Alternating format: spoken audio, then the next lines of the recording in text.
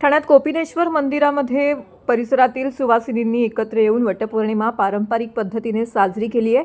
यावेळी वडाच्या झाडाची विधिवत पूजा करण्याकरिता महिलांनी येथे गर्दी केली होती। सावित्रीने आपला पती सत्यवान याचं प्राण यमराजाकडून परत आणण्याकरिता पतीला जीवदान दिले। सावित्रीने आपला पती सत्यवान याचे प्राण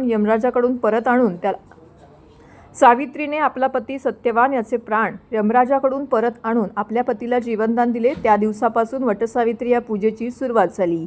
याच अनुषंगाने दरवर्षी सुहासिनी महिला वडाच्या झाडाला प्रदक्षिणा घालून 7 जन्म हाच नवरा मिळावा अशी प्रार्थना करतात। यंदाही वटसावित्रीच्या पूजेसाठी ठाण्यातील कोपिनेश्वर आवारातील वडाचे झाड यासह शहरामध्ये ठिकठिकाणी सौभाग्यवतींनी वडाची पूजा करून पतीसाठी उदंड आयुष्य लाभावे आणि जन्मोजन्मी हाच पती मिळावा अशी प्रार्थना करत हा सण मोठ्या उत्साहाने साजरा केला आहे। या पूजेमध्ये महिला साजशृंगार करून हातामध्ये पूजेचे ताट घेऊन वडाच्या झाडाला 7 फेऱ्या मारून मनापासून पूजा केली। त्यानंतर वडाच्या झाडाला पुरणपोळीचा नैवेद्य 5 फळांचे वाण देखील दाखवण्यात आले। पूजेनंतर या ठिकाणी आलेल्या महिलांनी एकमेकींना हळदी कुंकू लावून वाण दिले।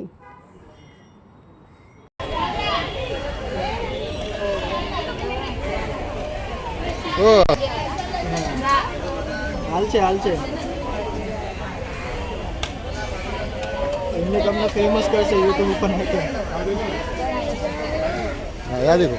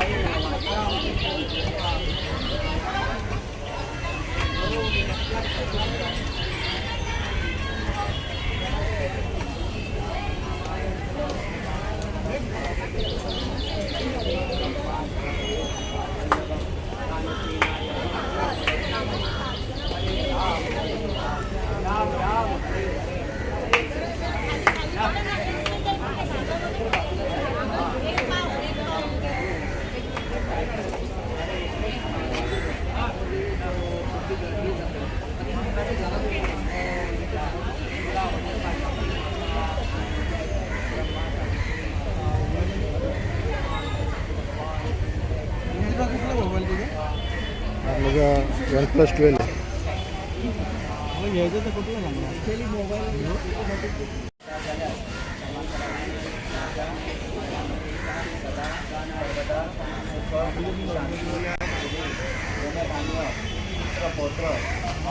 थोडं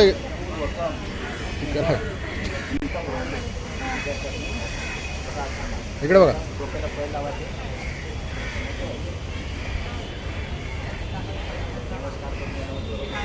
परत जरा नुसतं ॲक्शन करा हळदी कुंकू थोडं तुम्ही लावा नाही तुम्ही लावा त्यांना मग तिकडे बघा माझ्याकडे नका समोर बघा समोर तिकडे बघा। Okay thank you.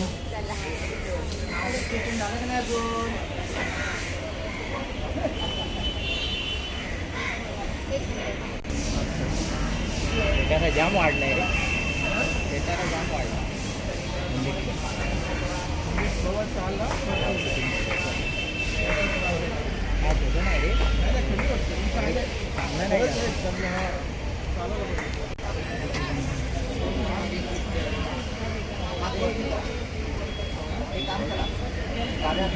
हात लावायला वाण देताना असं हां थोडं वरती पकडा थोडं असं थोडं